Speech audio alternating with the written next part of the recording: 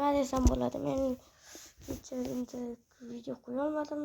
Johan Kiyevda tushirdim do'stlar, Johan Kiyevda tushirdim, 120 qildim. Isfoda endi nima desam?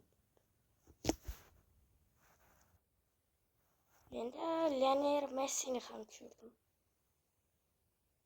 Lionel Messi ham bor. Va Ratalis Kurtualikni ham bilsa kerak, 16 qildim. 16 qildim Kurtuani. 10-darajaga chiqib oldik. 9-daraja edi.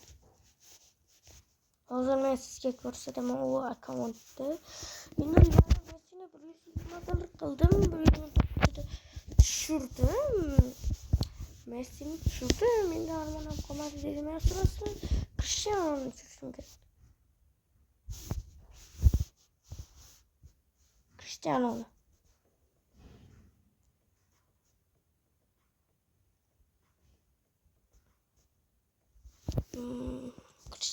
Cristiano. Suy do'stlar, Cristiano. Mana Husanov bor. Shomurodov. Lionel Messi mana. 22. Johan Kiyev do'stlar, Kiyev.